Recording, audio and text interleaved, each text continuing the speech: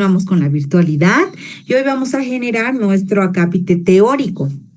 Recapitulando un poquito lo avanzado la pasada semana, recuerden que ahora hemos entrado a la unidad 3 de estudio, en la cual vamos a hacer referencia a 3 abordajes muy importantes para nuestra profesión, para lo que ustedes están formando, que es la carrera de odontología.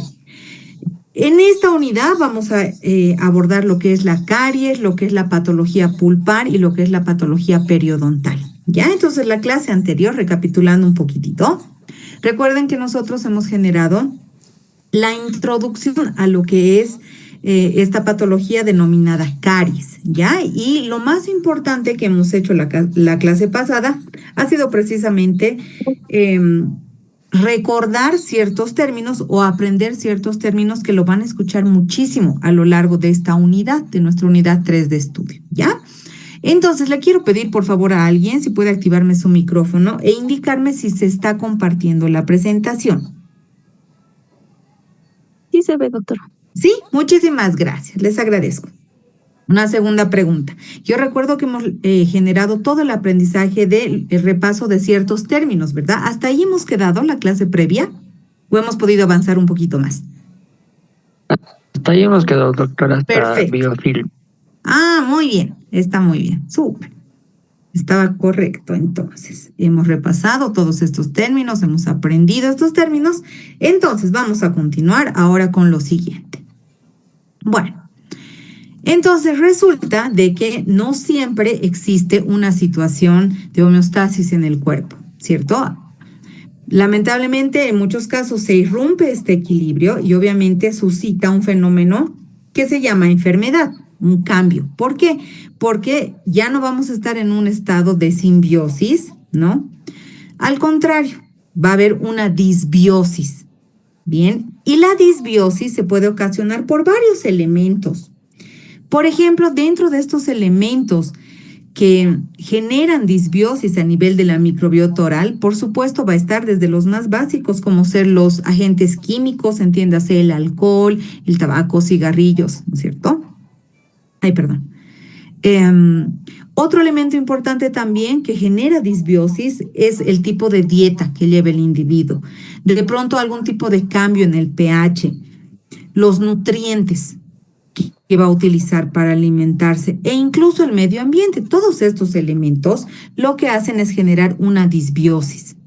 Y la disbiosis lo que inherentemente genera en nuestro cuerpo es una desregularización del sistema inmunológico.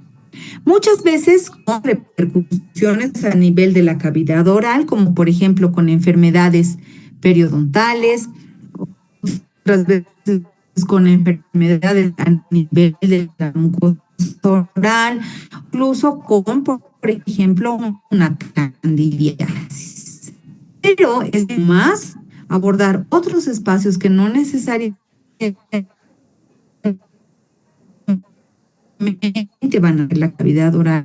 Eso poder procesos más complejos como cáncer, como por ejemplo, enfermedades autoinmunes,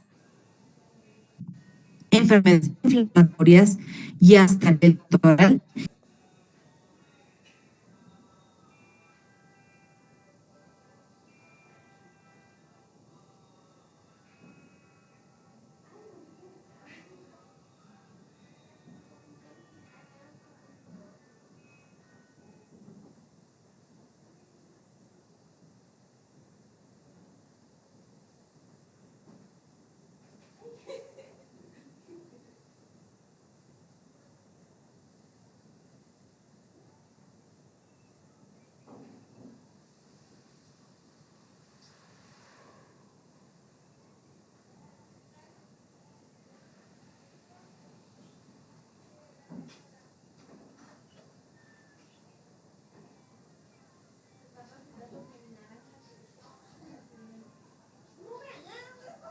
This meeting is being recorded. Se va a poder madurar lo que es el sistema inmune.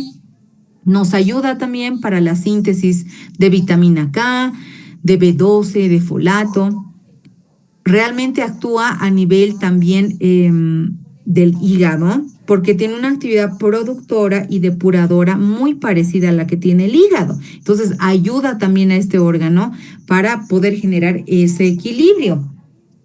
Gracias a la microbiota también se regulariza y se modulan los fármacos y también tiene una capacidad de regularización endocrina. Entonces, dense cuenta que más allá de inhibir a los patógenos, también estamos recordando que hay al menos otras 6 funciones que va a tener la microbiota y de ahí su importancia.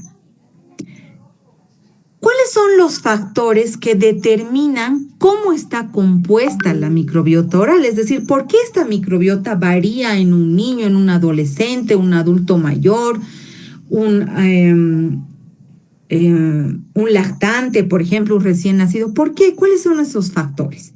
Porque esos factores van a depender básicamente de 4 contextos, ¿sí? Y obviamente también van a tener variables que están asociadas a estos contextos.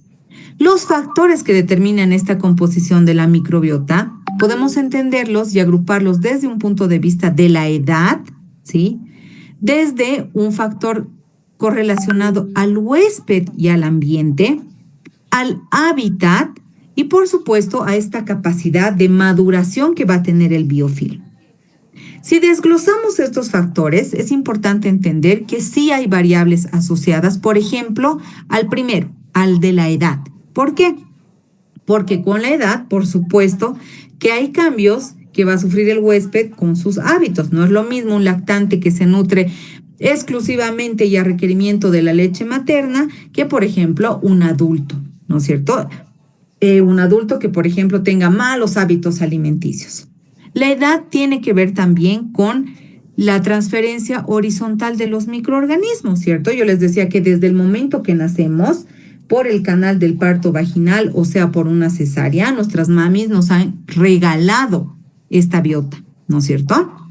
La microevolución que van a tener estos microorganismos también en nosotros como huéspedes, los cambios en la diversidad, porque como ustedes saben, la cavidad oral tiene varios y distintos elementos, desde estructuras que son duras, como las piezas dentarias, y estructuras que son de tejido blando. Entonces, eso también con la edad va cambiando, ¿ya?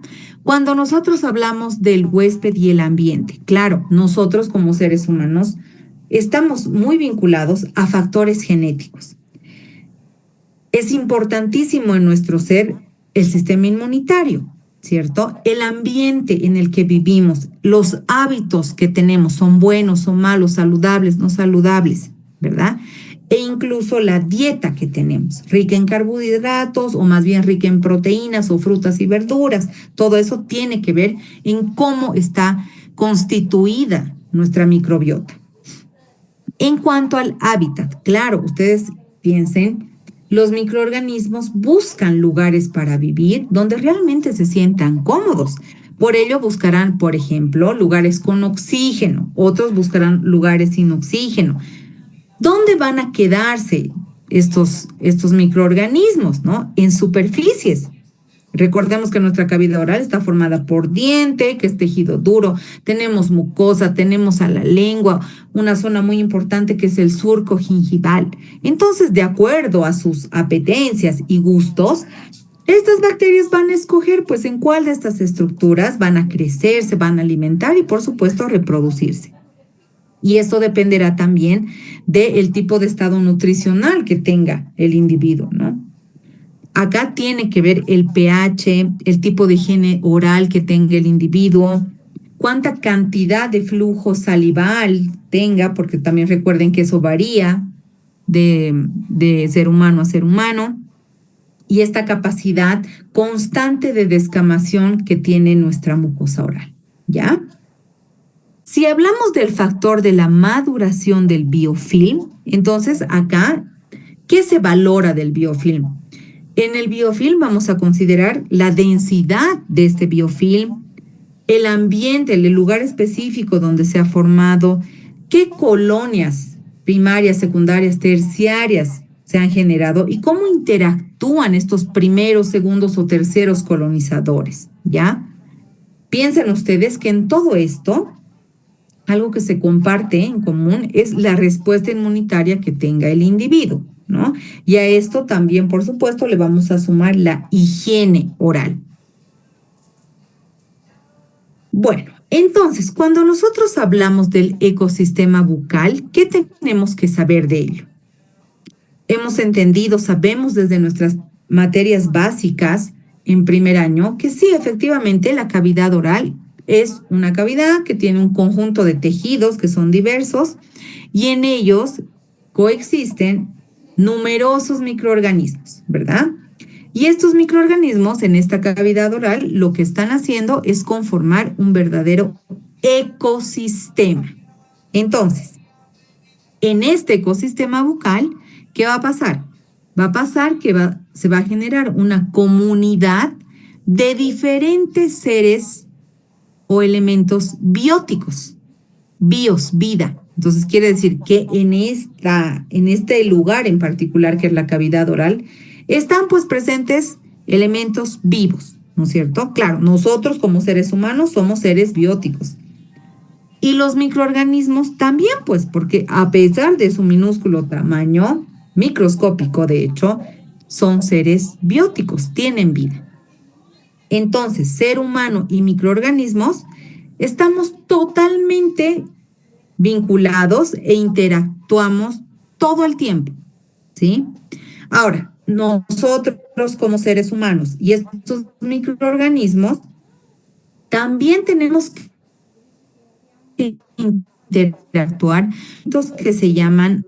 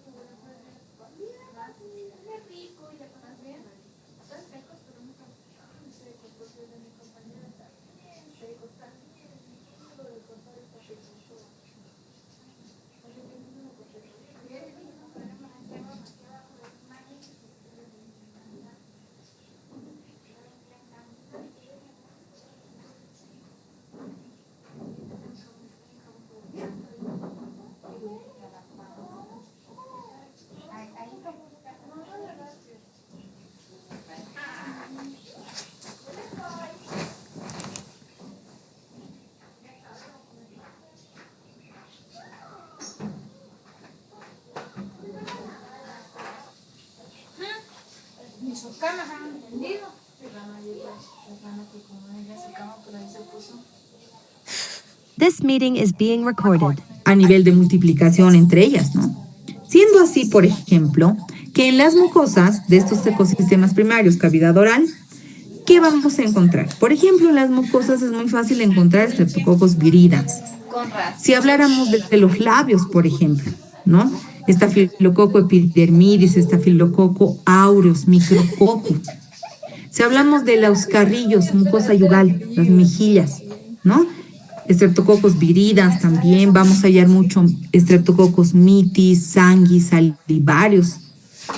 En el paladar duro, por ejemplo, ¿no? Que es un tipo de mucosa masticatoria, es muy parecida a las de las mejillas. Entonces hablaríamos que encontraríamos salivarus, sanguis, mitis, viridans, ¿no? En el paladar blando, por la proximidad, ¿no?, a las vías respiratorias, encontraríamos Streptococcus pneumoniae, por ejemplo, ¿no? Entonces, todos los lugares tienen que ver y tienen cómo justificarse de por qué estas bacterias están a ese nivel, ¿ya? Si hablamos de la lengua, por ejemplo, la lengua, si lo analizamos dentro de lo que es la cavidad oral, nos representa una de las estructuras, no solo por su tamaño, porque evidentemente es la estructura más grande de la cavidad oral, y eso también justifica el porqué de tanta posibilidad de colonización de distintos tipos de géneros y especies a este nivel, ¿no? De la lengua, sobre todo en la parte dorsal. ¿Por qué? Porque en la cara dorsal de la lengua nosotros vamos a encontrar cocos gram positivos, vamos a encontrar anaerobios facultativos que nos van a corresponder, de hecho, a un 45%, ¿ya? De esta colonización. ¿Qué encontraríamos? Streptococcus salivarus, por ejemplo, ¿ya? Tenemos cocos gram negativos, anaerobios estrictos en un 23%. Ejemplos, neiserias. Tenemos cocos gram negativos, anaerobios estrictos en un 16%, conformado precisamente por veilonelas. Y bacilos gram positivos, ¿no? Que van a ser anaerobios facultativos en un 12%, conformado por ¿quiénes? Por los actinomyces. Entonces, vean ustedes cómo es tan amplia la posibilidad de colonización a nivel del dorso de la lengua. Cuando se habla ahora, siendo más específicos, de la saliva, ustedes saben que la cavidad oral está continuamente lubricada por este elemento que se llama saliva, ¿ya? La saliva está constituida por una serie de elementos, enzimas, etcétera, que coadyuvan en muchos fenómenos en la cavidad oral. Entonces, y por eso les pongo este esquemita, dentro de las funciones de la saliva, nosotros podríamos dividirlas desde 3 contextos, ¿no? O pilares. La función que tiene directamente y es proporcional a las piezas dentarias, a los alimentos y a los microorganismos. Si hablamos de qué función tiene la saliva sobre las piezas dentarias, podríamos resumirlas indicando que, primero, gracias a la capacidad que tiene la mucina, inhibe, ¿no?, la desmineralización. La saliva también ayuda a la remineralización. ¿Por qué? Porque tiene muchas proteínas ricas en prolina y eso ayuda en el proceso de remineralización. O finalmente, que ayuda también pues en la lubricación, en la viscoelasticidad, ¿no es cierto? Porque tiene muchas glucoproteínas. Si habláramos desde un contexto de los alimentos, entendemos que la cavidad oral, al ser la primera parte del aparato digestivo y estar conformada por saliva, claro que esta saliva va a ayudar en la digestión. ¿Por qué? Porque tiene pues enzimas como las amilasas, las proteasas, las lipasas. Y ayuda también en la conformación del bolo alimenticio. ¿Gracias a quién? A la mucina. Pero más allá de este contexto de los alimentos o de las piezas dentarias, vinculemos la función de la saliva a los microorganismos. Porque sí, efectivamente, la saliva va a tener una función antibacteriana, va a tener una función antifúngica y va a tener una función antiviral. Es decir, va a luchar contra las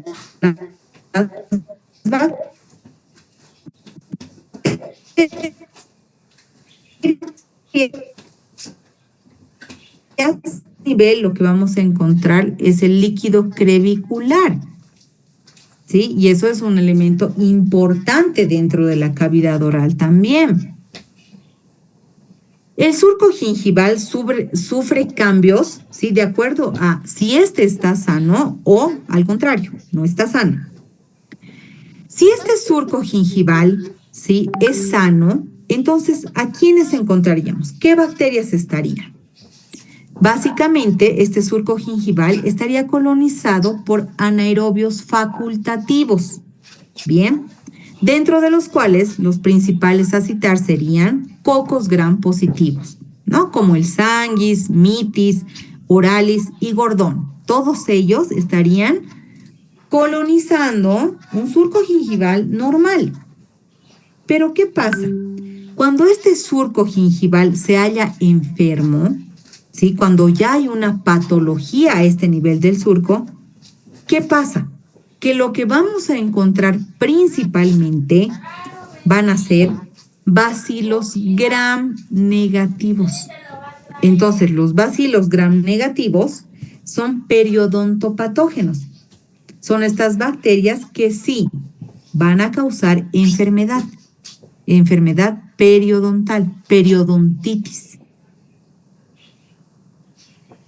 La superficie dentaria, ¿no? Retomando lo que estamos hablando, que son ecosistemas primarios. Ok, claro, una superficie dentaria, si lo analizamos, puede ser pues colonizada en todas sus superficies. Es decir, entiéndase, las caras vestibulares, palatinas, linguales, mesial, distal, toda su estructura, toda su superficie puede ser colonizada. Es decir, toda su porción coronaria puede ser colonizada por bacterias, el cuello también puede ser colonizado y lo propio con la raíz. Entonces, si lo analizamos, sí, toda la superficie dentaria puede ser colonizada por microorganismos. Además, a aquello le vamos a sumar que esta colonización bacteriana está pues estrechamente relacionada a la ubicación de la pieza dentaria, ¿no es cierto? Muy frecuente, por ejemplo, que se reúnan bacterias donde a nivel, por ejemplo, de una pieza dentaria molar, mucha presencia de surcos, fosas, fisuras, ¿no es cierto? Va a estar influenciada también por la anatomía y la fisiología que rija esa pieza dentaria. Un incisivo central, un incisivo lateral, caninos, premolares o molares. E incluso esta colonización sobre la superficie dentaria tiene que ver también con el tipo de encía circundante que existe en esta pieza dentaria. Entonces son los factores que están relacionados a cómo y por qué estas bacterias colonizan determinadas estructuras en la pieza dentaria, en la superficie dentaria. Y finalmente les decía, claro, muchos pacientes portan materiales artificiales, ¿no es cierto? Desde los ortodónticos o los que tienen que ver con la prótesis fija, la prótesis removible. Y estos materiales, estos elementos artificiales, son lugares también propicios, pues, para que se colonicen ahí una serie de bacterias. ¿Por qué? Porque van a aprovechar, pues, la humedad, sobre todo, ¿no es cierto? La saliva que se va a generar y se va a retener en estos elementos. Entonces, también no hay que descartar que los materiales artificiales son elementos donde claramente las bacterias también, pues, van a colonizar, ¿no es cierto?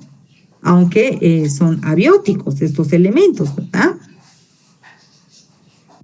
Y finalmente el biofilm, ¿ya? Cuando nosotros estamos hablando de biofilm, recuerden que es lo mismo que decir biopelícula dental o se denomina también biofilm bucal, ¿ya?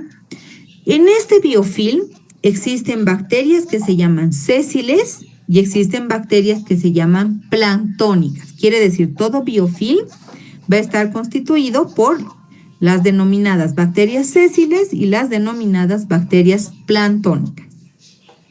Las bacterias sésiles son aquellas que van a tener la capacidad de formar biopelículas que crecen en colonias, pero tienen un requisito. Siempre van a estar adheridas a superficies sólidas. Siempre, siempre adheridas, ¿ya? A un lugar sólido, estable, quiere decir. Y todo lo contrario, un fenómeno contrario, suscita con las bacterias planctónicas. ¿Por qué? Porque las bacterias planctónicas son aquellas que tienen una libre flotación, ¿ya? Es decir, a ellas no les gusta estar adheridas a un solo lugar. Ellas son más libres, ellas van a estar suspendidas dentro de un fluido. Esa es la diferencia entre bacterias sésiles y bacterias planctónicas. Bien, a ver, para ir finalizando la siguiente clase, ya vamos con todo lo que hemos podido revisar ahora, vamos a poder ya ir adentrándonos más a lo que viene a ser la caries dental propiamente dicha, ¿sí? Desde su definición, epidemiología, clasificación clínica, etcétera, ¿ya? Pero antes de aquello es importante que aprendamos o recordemos estas condiciones importantes, ¿ya? Como la biopelícula dental o biofilm dental. Me voy a permitir leerles esta definición bastante completa de lo que es una biopelícula dental. Como definición, es una comunidad bacteriana inmersa en un medio líquido. Está caracterizada por bacterias que se hallan adheridas a un sustrato o superficie. Estas las hemos denominado sésiles, ¿recuerdan? O unas a otras, que se encuentran embebidas en una matriz de polímeros extracelulares, a lo cual llamamos exopolímeros. Estos exopolímeros son producidos por ellas mismas y presentan un fenotipo modificado, es decir, una condición totalmente diferente a lo que son las bacterias planctónicas, las que estaban libres, ¿verdad? Flotando.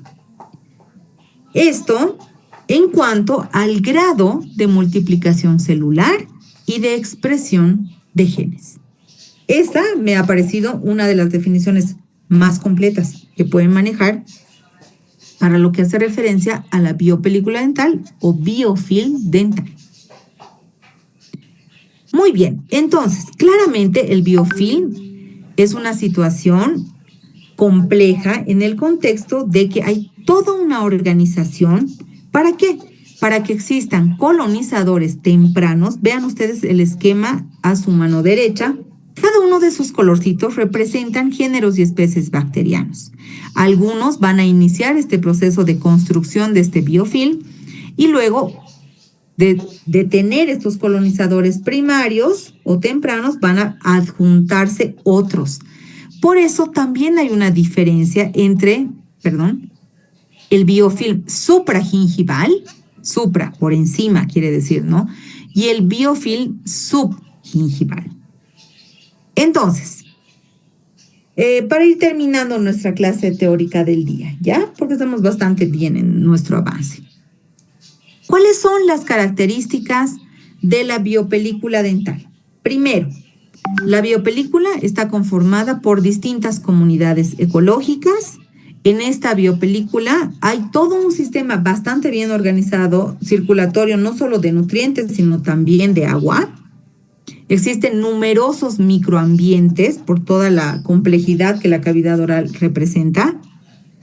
La biopelícula dental presenta una actividad metabólica muy intensa, porque como han visto en ese esquema participan muchas y diversas bacterias. Dependerá también la consolidación de esta biopelícula dental de acuerdo a las defensas que tenga el hospedador, entiéndase, de acuerdo a cómo reacciona su sistema inmunológico. Y por supuesto que también esta biopelícula dental puede significar muchas veces resistencia no solamente a los antibióticos, sino también a los antisépticos, ¿ya? Entonces, vamos a quedar acá en características de la biopelícula dental. ¿Para qué? Para que la siguiente clase les pueda explicar y ustedes puedan entender que si bien las bacterias no tienen una capacidad de comunicarse de forma verbal, Sí, por medio de señalizaciones químicas, ellas van a entender cuántas son en un lugar y por qué deben mantenerse ese número para que no se involucre sus nutrientes, su capacidad metabólica y finalmente su capacidad para reproducirse. Muy bien. Así que bueno, les agradezco mucho su tiempo, su paciencia para acudir a nuestra clase teórica. Bueno, ya se determinará si la siguiente semana nos vemos de manera presencial, esperamos que así sea. Pero por el momento, bueno, informarles que estamos bastante bien en nuestro avance, así que podemos terminar nuestra clase teórica acá. Y la siguiente semana ya espero verlos, guaguitas, ya en la universidad, pues para llevar nuestras clases tanto prácticas como teóricas con normalidad. Les mando un gran cariño, un abrazo, disfruten su día, tengan un excelente resto de jornada. Gracias a todos por su tiempo.